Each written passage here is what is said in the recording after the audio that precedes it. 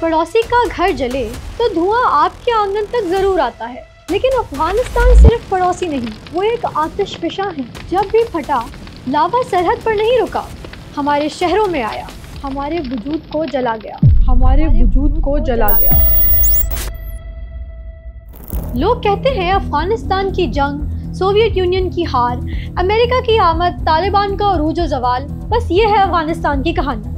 नहीं, ये कहानी अधूरी है। इस कहानी का एक और दूसरा ज़्यादा दर्दनाक चैप्टर पाकिस्तान की सरजमीन पर लिखा गया है। और ये भी सिर्फ बम धमाकों, हज़ारों शहरियों की जानों और लाखों महाजरों की कहानी नहीं, ये उस काले धन की कहानी है जिसने हमारी मईशत को नुकसान पहुंचाया। ये कहानी है हीरोइन के उस नशे की जिसने हमारी एक नस्ल को तबाह कर दिया। ये कहानी है कलाशनकोव कल्चर की जिसने हमारे पुरअमन माशरे को मैदाने जंग बना दिया। और ये कहानी है एक ऐसे मुल्क की जो एक नहीं 2 बार फ्रंट लाइन स्टेट बना, मगर इसे कुछ ना मिला। पाकिस्तान ने अफगान खेल की क्या कीमत अदा की? सिर्फ डॉलर्स और लाशों की सूरत में, या इससे भी कहीं ज़्यादा? इस आग ने हमारी मईशत को कैसे बदल डाला, हमारे समाज को कैसे तोड़ा, हमारी सियासत को कैसे यरगमाल बनाया? और सबसे बड़ा सवाल ये कि 40 साल गुजरने के बाद भी आखिर ये जंग पाकिस्तान की तकदीर को, इसके हर फैसले को और इसके मुस्तकबिल को क्यों और कैसे बदल रही है? आइए आज खोलते हैं तारीख के वो बाब जिन्हें हम भूलना चाहते हैं मगर भूल नहीं सकते।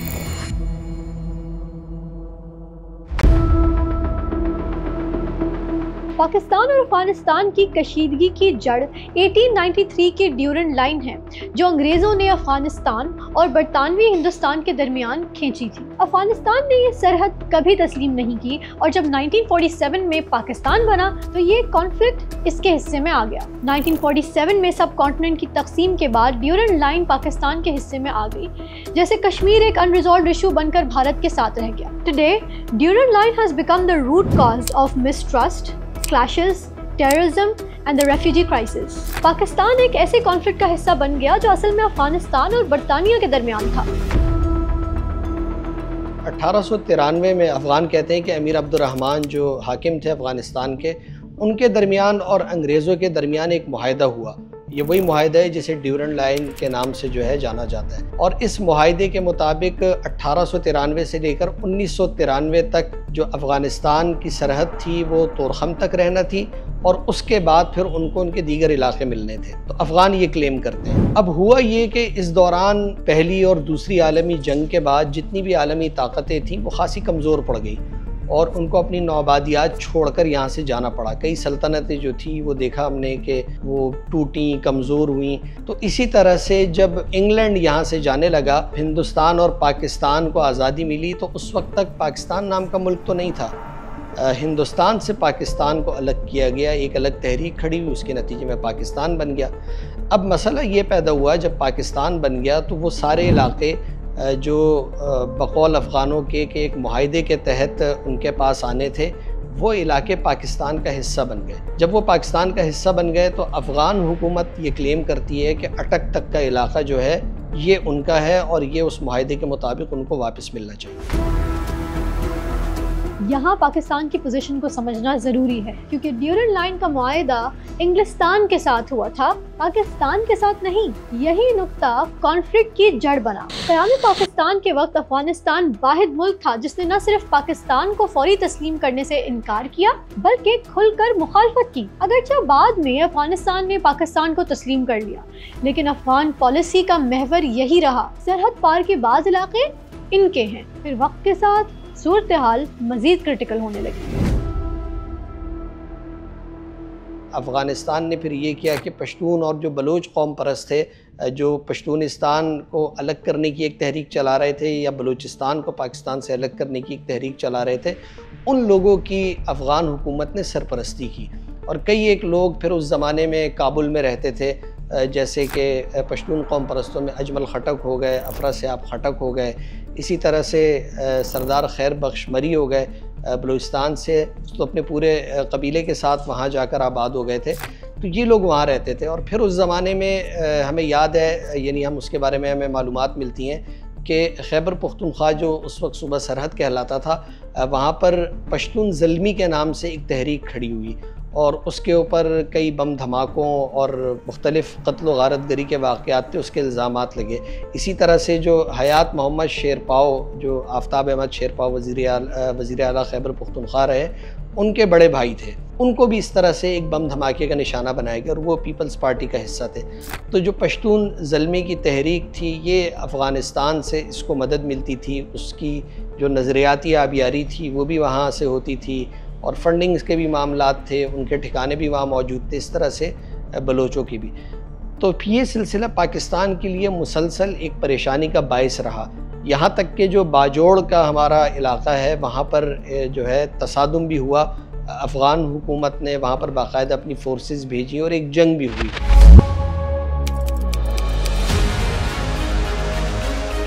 दिसंबर 1979 काबुल की बर्फपोश सड़कों पर सोवियत टैंकों की घन गर्ज ने पूरी दुनिया को हिला कर रख दिया। अमेरिका के लिए ये सर्द जंग का एक नया महाज गर्म हो गया। ये वियतनाम का बदला अफगानिस्तान में लेने का वक्त था। मगर पाकिस्तान के लिए ये जंग सिर्फ एक खतरा नहीं थी, एक अपॉर्चुनिटी भी थी। 70 की दिहाई में वहाँ पर कम्युनिस्ट हुकूमत के ख़िलाफ़ मकामी जो इस्लाम पसंद नौजवान थे या उलमा थे, उन्होंने जब एक तहरीक शुरू की, उसकी मज़ामत शुरू की सियासी तौर पर और अस्करी तौर पर, तो ये वो लम्हा था जब हुकूमत पाकिस्तान ने समझा कि बेहतरीन मौका है कि ऐसे लोगों को अपना हमनवा बनाया जाए। और उस ज़माने में फिर काबुल यूनिवर्सिटी से गुलबदीन हिकमतयार और बुरहानुद्दीन रब्बानी वहाँ पढ़ाते थे और अहमद शाह मसूद जो पंजशेर के थे, ये लोग बाकायदा फिर पेशावर आए और जुल्फ़िकार अली भुट्टो की हुकूमत थी और फिर इस हुकूमत में इनको फैसिलिटेट किया गया। एक अहम नुक्ता ये है कि इब्तदाई तौर पर अफगानों ने सोवियत यूनियन के खिलाफ मुजाहिमत अपने तौर पर शुरू की और दुनिया ये देख रही थी कि आया ये लोग रूस जैसी ताकत के सामने ठहर सकते हैं या नहीं।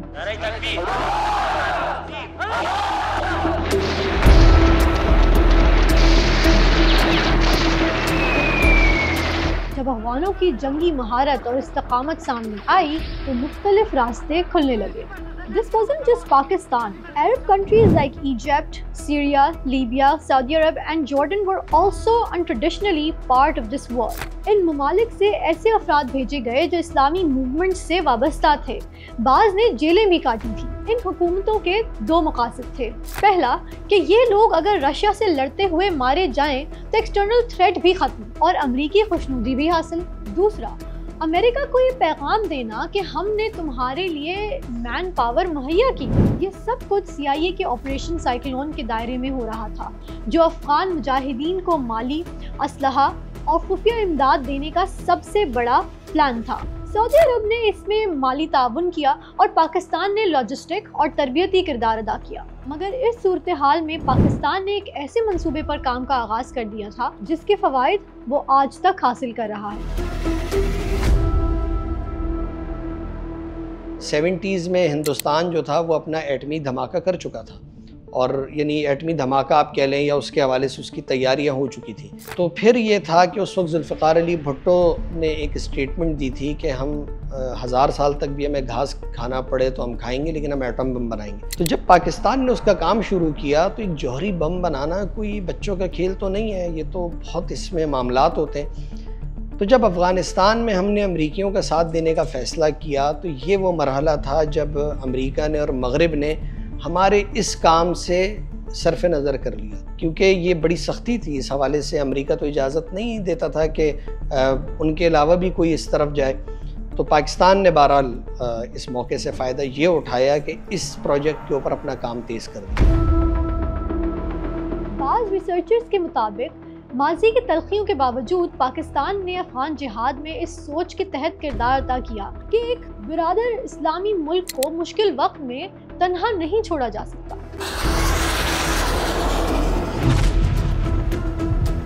इस मौके को पाकिस्तान ने गनीमत जाना और फिर अफ़गानिस्तान के साथ पाकिस्तान के ताल्लुकात कभी भी अच्छे नहीं रहे और 65 और 71 की जब जंगें हुई तो उस वक्त अफ़गानिस्तान ने एक दुश्मन की बजाय एक भाई का वो दिया, सबूत दिया। और 1965 में अगर आपको याद हो कि अफ़गानिस्तान का ऑफिशियल तो एक मौक़िफ़ यह है कि वो हिंदुस्तान और पाकिस्तान की जंग में एक न्यूट्रल किरदार होगा, लेकिन ऐसा नहीं था। एक तरीके से वो पाकिस्तान को बड़ी सपोर्ट हुई उससे, और उसका नतीजा ये था कि जनवरी 1966 में 1966 में अयूब खान काबुल गए और ज़ाहिर शाह का उन्होंने शुक्रिया अदा किया। एक कॉन्सेप्ट ये था कि अगर अफ़गानिस्तान में हमें मगरबी बॉर्डर पे हमारा एक इस्लामी मुल्क है, अगर उसको मुकम्मल तौर पे ये वो अपने हक़ में करना है तो हमने उसको ये वो काबू में करना है। और ये वो सोच थी जिसका हमने देखा कि फिर जब अफ़गान जिहाद शुरू हुआ तो इस मौके को गनीमत जाना पाकिस्तान ने, और पाकिस्तान ने फिर सपोर्ट किया और पेशावर उसका पहला मरकज़ रहा। Goal of the United States remains a genuinely independent Afghanistan. I salute Chairman Khalis, his delegation, and the people of Afghanistan themselves.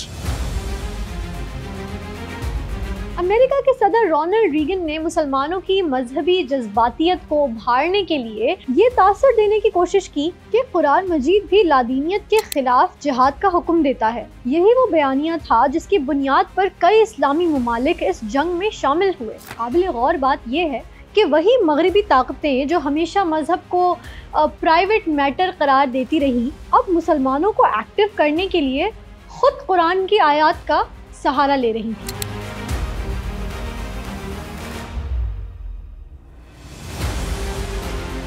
Pakistan ने अमेरिका और उसके इत्तेहादियों के साथ मिलकर एक नया अलायंस बनाया और यूं अफगान जंग में फ्रंट लाइन स्टेट बन गया। वो अड्डा, वो लॉन्च पैड बना जहां से सोवियत यूनियन के खिलाफ एक होली वॉर लड़ी जानी थी। और फिर शुरू हुआ वसाइल का एक ना खत्म होने वाला सैलाब। अमेरिकन डॉलर्स पानी की तरह बहने लगे। कई मगरबी और इस्लामी वेलफेयर ऑर्गेनाइजेशंस इमदादी सरगर्मियों में मशगूल हो गए। साथ ही मॉडर्न हथियारों के जखीरे पाकिस्तान पहुंचने लगे। पाकिस्तान के कबायली इलाके जो पहले ही वाइल्ड वेस्ट की तरह थे, अब आलमी जहाद का मरकज थे। सोवियत यूनियन वहाँ बाकायदा आ गया और फिर एक मज़ाहमत शुरू होती है, और फिर उस मज़ाहमत को अमेरिका ने भी सपोर्ट किया, अरब ममालिक ने भी किया, और पाकिस्तान तो ऑब्वियसली उसका एक बड़ा हिस्सा था। पेशावर में मराकज़ बने अरबों के, और मुख्तलिफ़ ममालिक के जो मुजाहिदीन थे वो वहाँ पर ठहरते थे। जो पेशावर का यूनिवर्सिटी टाउनशिप है, यूनिवर्सिटी रोड है, वहाँ पर ये इनके दफातर कायम थे। डॉक्टर अब्दुल्ला अज़्ज़ाम जो थे वो वहाँ पर मौजूद रहते थे।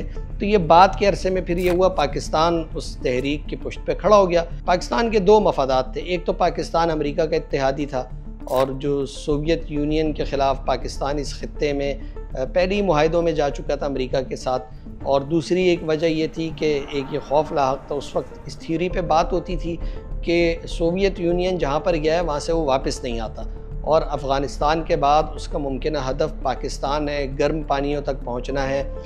अब ये थ्योरी बाद में कितनी सही या गलत साबित हुई, इस हवाले से तो डिबेट होती रहती है, लेकिन पाकिस्तान इन दो चीज़ों की वजह से फिर उस तहरीक के साथ खड़ा हो गया। और तीसरी उसकी वजह ये थी कि जो पाकिस्तान में कौम परस्त तहरीक थी, पश्तून और बलोचों की, जो अलहदगी की भी बात करते थे, उनके ख़िलाफ़ भी पाकिस्तान को एक तवाना मरकज़ मिल गया था, तो उसका फिर पाकिस्तान ने साथ दिया।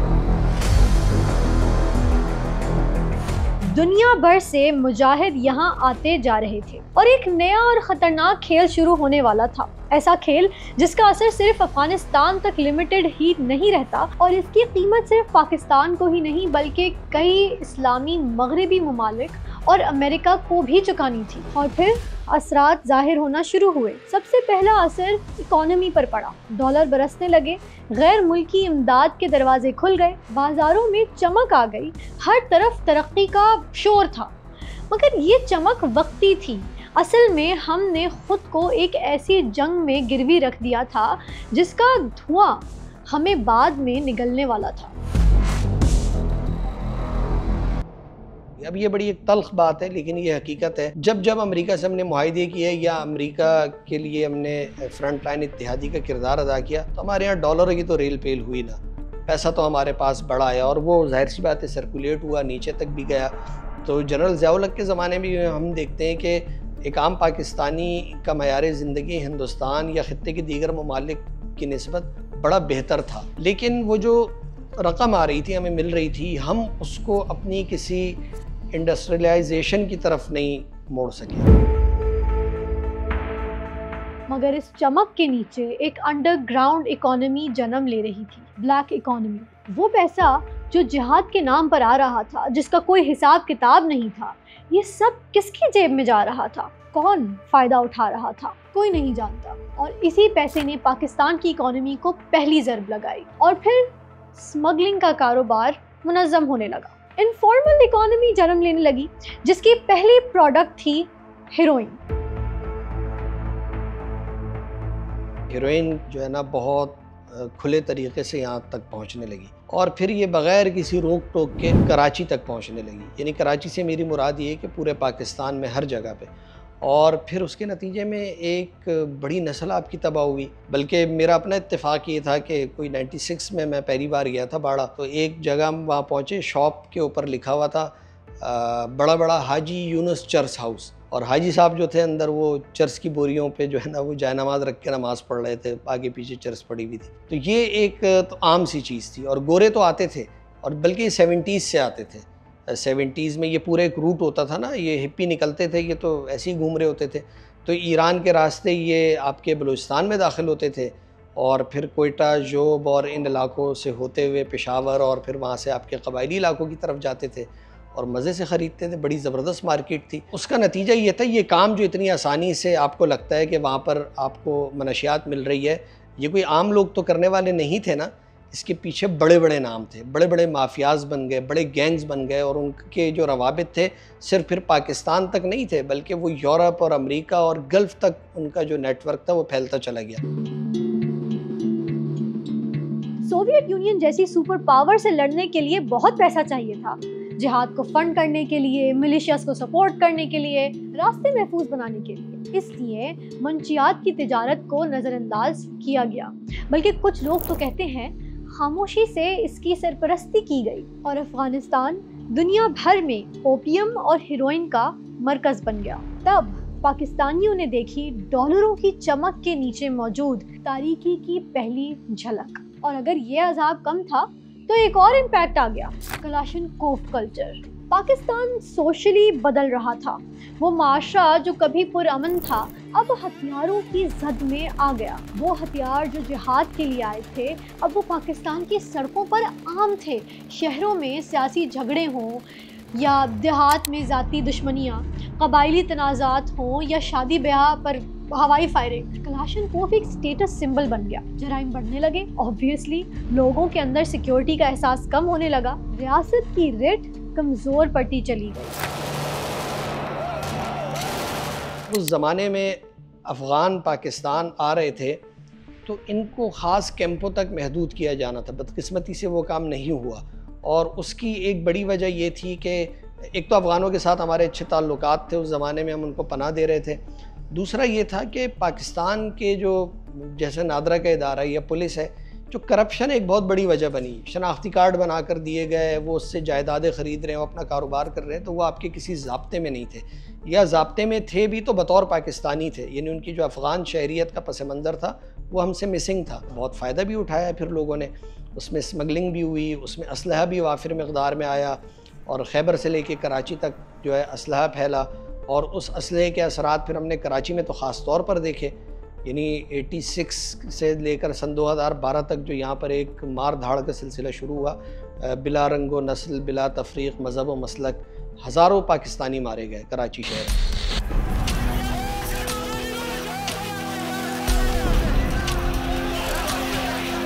और इस जल्दी पर तेल फेंका एक और ख़तरनाक चीज़ ने, किसी सांप की तरह पल रही थी जो वक्त आने पर सबको डसने के लिए तैयार थी। वो थी शिद्दत पसंदी, एक्सट्रीमिज़म।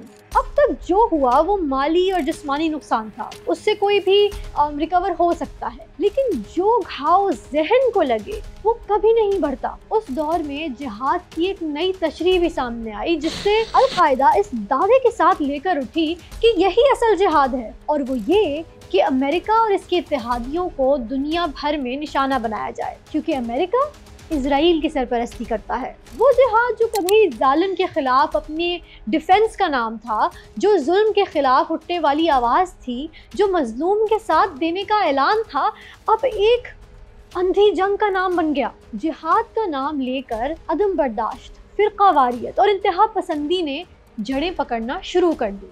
मदरसे जो हमेशा अमन का मरकज रहे, अब इन्हीं के बीच ऐसे मदरसे भी बनने लगे जहां एजेंडा ड्रिवन तालीम दी जाती थी, अमन की नहीं, एक्सट्रीमिज्म की तालीम। जब आप मिलिटराइजेशन की तरफ जाते हैं, जब आप रियासत जो वो उसकी फोर्सेस का जो काम है, जब वो आगे आप रेंट आउट करते हैं, वो पैसों के ज़रिए या किसी जज्बे के तहत, तो वो ये होता है कि जो लोग लड़ने वाले होते हैं तो वो आपके नौकर नहीं होते। जिहादी तंजीमें उनका टोटली डिफरेंट वो है। जब आप लाते हैं उस वक्त आपकी मतलब की चीज़ें हो रही होती है, लेकिन ये ज़रूरी नहीं कि उसके बाद भी आपकी बात मानी जाए। अफगान जिहाद के बाद हमने देखा कि आपके सोसाइटी का जो मिलिटराइजेशन है, आम ग्रुपों ने हथियार उठाया है, वो फिर रियासत के ख़िलाफ़ भी वो हथियार उठाए। आपको जो सबसे बड़ा ख़तरा है मशरक़ी बॉर्डर पे, आप भारत से तो आपने बहुत अच्छी तरीके से निपट लिया, लेकिन ये जो आपका ख़तरा है आप के मशरक़ी मगरबी बॉर्डर पे एक बड़ा हिस्सा BLA भी अपनी जगह एक फैक्टर मौजूद है जिसमें बैरूनी उसको सपोर्ट है और चीज़ें हैं, वो एक बहुत बड़ा ख़तरा है। लेकिन मेरे ख्याल में TTP उससे बहुत आगे दर्जे का जो वो ख़तरा है, वो मुझे हल होता हुआ जो वो कम अज़ कम मुस्तक़बिल करीब में दिखाई नहीं देता। तो ये एक बहुत बड़ा नुकसान है उसका। जब अफगानिस्तान का मामला हुआ तो यहाँ से वहाँ तक जाने में तो कोई मसला ही नहीं था। आपने ग्रुप्स खड़े कर दिए थे, देवबंदी स्कूल ऑफ थॉट के ग्रुप थे, इसी तरह से सलफ़ी स्कूल ऑफ थॉट के ग्रुप थे, जमात इस्लामी से मुंसलिक लोग वहाँ जा रहे थे, तो ये तमाम लोग अपने तौर पर जाने लगे। अच्छा, एक तो वो जिहादी ग्रुप थे, जैसे हरकतुल मुजाहिदीन हो गई, हरकतुल जिहादिल इस्लामी हो गई, अल बदर हो गई, ये उस वक्त बड़ी तंजीमें थी जो जाती थी। बाद में तो फिर इसमें जैश मोहम्मद और हिज़्बुल मुजाहिदीन भी बनी। हिज़्बुल मुजाहिदीन का ताल्लुक खैर कश्मीर से था, लेकिन ये बाकी तंजीमें उस वक्त तक वहाँ मुतहर्रिक थी। बात यहाँ तक भी ठीक थी। मसला वहाँ तब आपके लिए बहुत ज़्यादा पेचीदा हुआ जब लश्कर जंगवी ने भी वहाँ जाकर अपने मराकिज़ कायम कर लिए। और होता ये था कि लश्कर जंगवी यहाँ पर अहले तशय्युअ पे हमले करते थे, टारगेट किलिंग करते थे, और उसके बाद उनके लोग बड़ी सहूलत से अफ़गानिस्तान चले जाते थे, वहाँ कैंपों में रहते थे। तो 80s में यानी 85-86 के बाद एक खुली छूट दी गई थी कि भाई जिसका दिल करे वहाँ जाए, अपना जो है ना एक मास्कर कायम कर दे, ट्रेनिंग सेंटर बनाए, लोगों को भर्ती करे, जिस किस्म के नज़रियात वो फैलाना चाहे फैला सकता है, तो उसको कोई रोकने टोकने वाला नहीं था। तो उसका फिर हमने बैकफायर देखा जब 2001 के बाद 9/11 के बाद पाकिस्तान ने अपनी पॉलिसी बदली, तो वहाँ मौजूद जो कई ग्रुप्स थे वो इससे इत्तेफाक नहीं रखते थे और फिर उन्होंने पाकिस्तान भर में हमले करना शुरू कर दिए।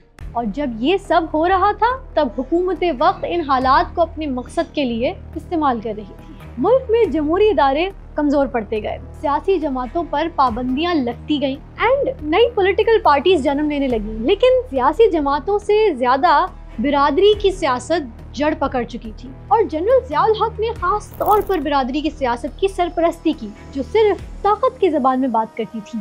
यूं पाकिस्तान हर गुजरते दिन इस दलदल में धंसता चला गया। ये था अफगानिस्तान की जंग में उतरने के बाद वो पहला मरहला जिसका सामना पाकिस्तान ने किया, जब मुल्क ने डॉलर्स के बदले अपनी रूह का सौदा किया, एक ऐसा सौदा जिसके नताइज आने वाले दौर में सबने भुगते। सोवियत यूनियन तो चला गया, मगर वो आग जो अफगानिस्तान में भड़की थी वो अब हमारे अपने घर की तरफ बढ़ने के लिए तैयार थी। 1989 आखिरी सोवियत फौजी दरियाए आमू का पुल पार करके वापस जा चुका। मुजाहिदीन ने कामयाबी हासिल की और अमेरिका ने अपना मकसद पा लिया। Mission accomplished. अमेरिका ने कोल्ड वॉर का एक अहम महाज जीत लिया था, लेकिन अपना काम निकलते ही बोरिया बिस्तर समेटा और चलता बना जैसे अफगानिस्तान कभी था ही नहीं। एक मुल्क जो दो सुपर पावर्स की जंग की वजह से बर्बाद हुआ, जहां लाखों बारूदी सुरंगें बिछी हुई थी, हर हाथ में असलहा था, मुसल्लह जंगजू ग्रुप्स थे, जंगी सरदार थे, और सबसे खतरनाक ये है कि एक पावर वैक्यूम था। इन हालात का नतीजा क्या निकलना था? वही जो निकलना चाहिए था। अफगानिस्तान में सिविल वॉर शुरू हो गई। जब वहाँ से रूसी फौजों का इनखला हुआ अफगानिस्तान से, तो उसके बाद हम देखते हैं कि वहाँ जो भी हुकूमतें बनी तो पूरी कोशिश होती रही कि वो जो है वो इस्लामाबाद और पिंडी के मतलब की हुकूमतें बने। जब 5 जंगजू ग्रुप हो, जिहादी ग्रुप हो, और वो एक मुल्क में इतनी बड़ी कामयाबी हासिल करें कि एक वक्त के सुपर पावर को जो है वो वहाँ से ना सिर्फ जाने पे मजबूर कर दे, बल्कि उस सुपर पावर के जो टुकड़े टुकड़े हो जाए, तो इतनी बड़ी कामयाबी की बात फिर कैसे कोई अपना हिस्सा छोड़ता, और उसके नतीजे में ये हुआ कि अफगानिस्तान के अंदर गालिबन जो अफगान जिहाद का वक्त उससे ज़्यादा जो हालात ख़राब हो गए, और ये जितने कमांडर थे एक दूसरे से लड़ते रहे। उस पर इस्लामाबाद की अपनी कोशिशें रही। जाहिर सी बात है, एक मुल्क है और हर मुल्क जो वो चाहता है कि पड़ोस में ऐसी हुकूमत हो, ऐसा मुल्क हो कि जो उसके हक़ में हो, और उसके लिए कोशिशें होती रही। वो जो कल तक मुजाहिदीन थे, सोवियत यूनियन के खिलाफ लड़ रहे थे, मुत्तहिद होकर, एक दूसरे के साथ इकट्ठे होकर, अब काबुल में एक दूसरे से गुत्थम गुत्था थे। अफगान शहर खंडर बनने लगे। लाखों लोग फिर बेघर हो गए, जिन्होंने सबसे पहले रुख किया एक बार फिर पाकिस्तान का। इमिग्रेंट्स का एक नया और कहीं बड़ा सैलाब पाकिस्तान में दाखिल हो गया, और इस मर्तबा सिर्फ रेफ्यूजीज नहीं आए, बल्कि अफगान वॉरलॉर्ड्स भी अपने मुसल्लह ग्रुपों के साथ पाकिस्तान पहुंचने लगे। यहाँ के कबायली इलाकों में अपने ठिकाने बनाने लगे और यूं अफगानिस्तान की जंग के लिए पाकिस्तान को अपना मैदान बना लिया। अफगानिस्तान में इक़्तिदार की तब्दीली हमेशा कॉम्प्लिकेटेड और मुश्किल रही है। सिर्फ सियासत की बात नहीं रही, बल्कि ये हमेशा बंदूक, अकीदे और बैरूनी मुदाखलत के गठजोड़ का नतीजा रही है। रशियन आर्मीज तो निकल गई, पीछे रह गए एक कमज़ोर मगर डटे हुए सदर डॉक्टर नजीबुल्लाह और तकरीबन 7 बड़े मुजाहिद ग्रोह, जो बरसों की जंग के बाद अब एक दूसरे के सामने थे और सबको इक़्तिदार चाहिए था। तो फिर सोवियत यूनियन के जाने के बाद जो अफ़गानिस्तान की कम्युनिस्ट हुकूमत की अफवाज थी, अफ़गान नेशनल आर्मी, फिर उसके साथ इन अफ़गान मुजाहिद तंजीमों की जंग शुरू हुई, यानी ये उसका दूसरा फ़ेज़ था। अब ये दूसरा मरहला तकरीबन आप समझें कि 1992-93 में तो इंतहाई शिद्दत इख्तियार कर गया। उसकी वजह ये थी कि हर ग्रुप की ख्वाहिश थी कि वो काबुल में इक़्तिदार हासिल करे। गुलबदीन हिकमतयार इनमें जो थे, इस ग्रुप में वो थे जिनका ख्याल था कि इलेक्शन होना चाहिए और उस बुनियाद के ऊपर इक़्तिदार जिस जमात को अफ़गान सौंपना चाहे उनको मिलना चाहिए। लेकिन फिर हुआ ये कि जब इनकी आपस की लड़ाई बढ़ी तो अहमद शाह मसूद और गुलबदीन हिकमतयार आमने सामने आ गए, क्योंकि अहमद शाह मसूद जो थे उनसे पहले काबुल में पहुंच गए और गुलबदीन हिकमतयार अभी चारा सियाब और सरूबी इन इलाकों में थे। तो उसके बाद फिर ये होता है कि इनकी आपस में लड़ाई शुरू होती है और फिर एक दूसरे के ऊपर, यानी गुलबदीन हिकमतयार के जंगजुओं ने काबुल पर बड़े रॉकेट बरसाए और उस खाना जंगी के दौरान अफ़गानिस्तान का बहुत ज़्यादा नुकसान हुआ। गुलबदीन हिकमतयार और अहमद शाह मसूद अफ़गान जिहाद के दो नुमायां मगर मुतज़ाद चेहरे, एक यानी हिकमतयार जिसने काबुल पर रॉकेट बरसाए और शहर को खंडर बना दिया, हज़ारों जानें गईं। दूसरा यानी मसूद, जिसे कोई हीरो कहता है कोई ज़ीरो, मगर वो सोवियत और तालिबान दोनों के ख़िलाफ़ डटा रहा। इन दोनों किरदारों की कहानियाँ तवील, कॉम्प्लिकेटेड और इंटरेस्टिंग हैं, जो मैं फिर कभी सुनाऊंगी। इसी तरह से उस ज़माने के एक और जो किरदार गिलिमजिम मलेशिया के अब्दुल रशीद दोस्तम, जिनकी खूंखारी बड़ी मशहूर थी, वो भी इस जंग में एक हिस्सा थे। तो ये बल्कि कुछ अरसे के लिए वो गुलबदीन हिकमतयार के इत्तेहादी भी रहे। तो एक तरफ गुलबदीन हिकमतयार, दूसरी तरफ अहमद शाह मसूद और बुरहानुद्दीन रब्बानी थे, और इनके मुकाबले में गुलबदीन हिकमतयार। अब इनकी लड़ाई हो रही है चारा सियाब, सरोबी और इसके साथ साथ जो नगलू डैम के आसपास और काबुल में ये होती रही, यानी ये खाना जंगी तो हो रही थी और अफ़गानिस्तान उस वक्त एक बिल्कुल तवाइफुल मुलूकी का शिकार था। अब्दुल रशीद दोस्तम एक ऐसा किरदार था जो हमेशा चढ़ते सूरज को सलाम करता। ताकत के साथ रहना इसकी सियासत भी, और वैसे इसकी कहानी भी बेहद दिलचस्प है, ये भी फिर कभी सुनाऊंगी। मुल्क में मुकम्मल इंतशार फैल चुका था, हर इलाके पर अलग कमांडर का कंट्रोल था। होस्ट और बकिया में जलालुद्दीन हक्कानी, मज़ार शरीफ में दोस्तम, पंजशीर में अहमद शाह मसूद, जलालाबाद और कंटर में हिकमतयार के जंगजू और काबुल में एक कमज़ोर मरकज़ी हुकूमत मौजूद थी। इसी इंतशार में 1994 में कंधार से एक नई आवाज़ उठी। मुल्ला उमर की क़यादत में तालिबान ने नारा बुलंद किया, हम अमन लाएंगे। देखते ही देखते तालिबान को मकामी हिमायत भी मिली और पाकिस्तान की पुश्तपनाही भी।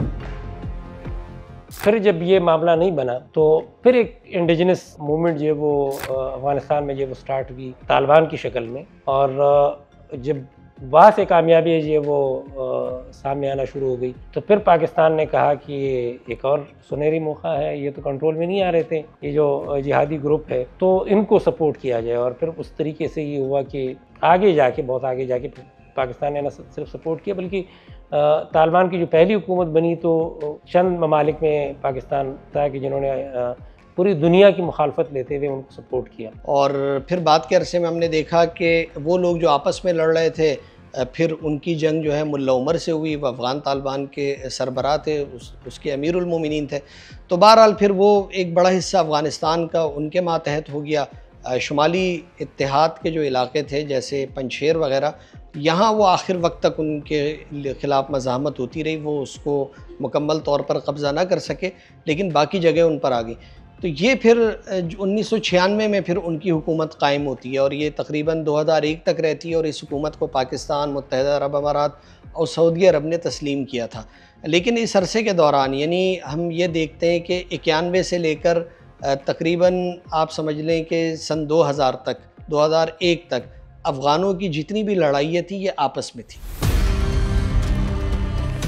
अफगान जिहाद से जन्म लेने वाली ब्लैक इकोनॉमी अब मजीद मजबूत हो चुकी थी। इसे रोकने वाला, लगाम देने वाला कोई नहीं था। पाक अफगान सरहद अमलन एक स्मगलिंग हाईवे बन चुकी थी, जहां से हथियार, मंशियात, इलेक्ट्रॉनिक्स, गाड़ियां और रोजमर्रा इस्तेमाल की चीजें बगैर किसी रोक टोक के आने जाने लगी। और इन्हीं हालात के साथ पाकिस्तान 90s में दाखिल हो गया। जिहाद के नाम पर जो बीज बोए गए थे अब वो दरख्त बन चुके थे। हथियार इन लोगों की शनाख्त थी और इस आइडेंटिटी के साथ ये पाकिस्तान भर में फैल गए। सबसे पहले फ़िरक़ावाराना तकसीम सामने आई। शिया सुन्नी के नाम पर मुसलमान एक दूसरे के गले काटने लगे। सिपा सहाबा, लश्कर जंगवी, सिपा मोहम्मद और तहरीक जाफरिया न जाने कौन कौन सी तंजीमें सामने आ गई। असल में पाकिस्तान के लिए ना बैक वक्त दो मसाइल पैदा हो गए थे। 79 में सोवियत यूनियन आ गया था अफ़गानिस्तान में और 79 में ईरान में भी इनकलाब आ गया था।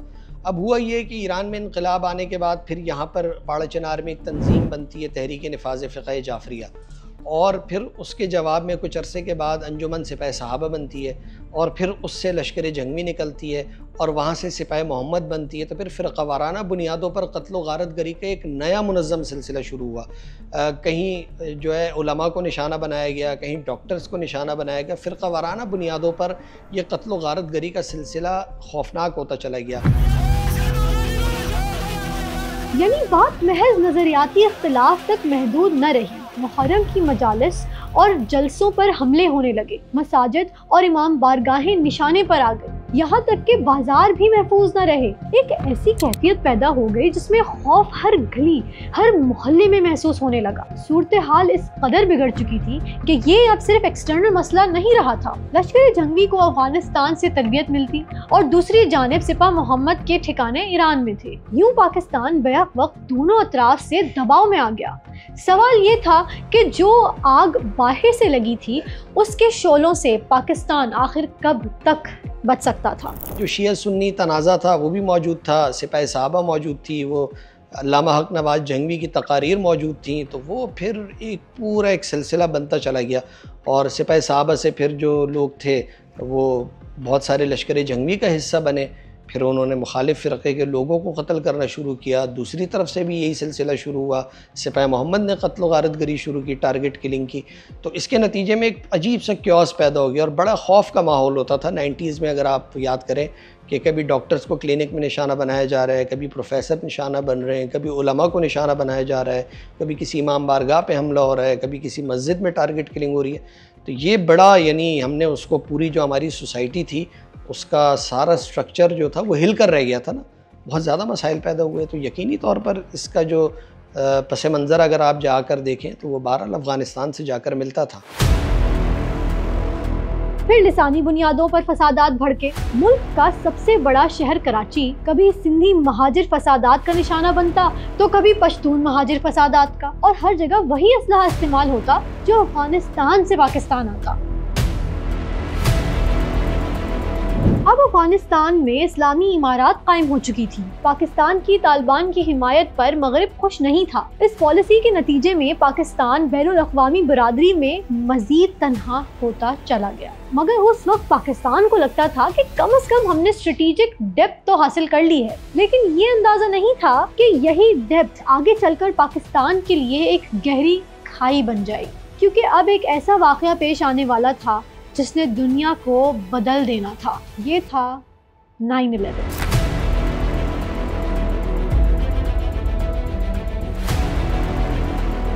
9/11 ने पाक अफगान ताल्लुकात को रीशेप ही नहीं किया बल्कि पूरे रीजन की डायनामिक्स ही बदल दी। इसने पाकिस्तान को दहशतगर्दी की इस दलदल में धकेल दिया जिससे वो आज तक नहीं निकल पाया। अगले एपिसोड में हम बात करेंगे 9/11 और इसके बाद आने वाली बहुत बड़ी तब्दीली की। अफगानिस्तान में क्या हुआ, उसके नतीजे में पाकिस्तान में क्या हुआ, दोनों मुल्क के ताल्लुकात किस तरह यकदम बदल गए और आज तक रास्ते पर नहीं आए। तो मुलाकात होगी अब अगली किस्त में। जब तक हमें सब्सक्राइब कीजिए और बेल आइकन ज़रूर प्रेस कीजिए ताकि नई वीडियो आते ही आपको पता चल जाए।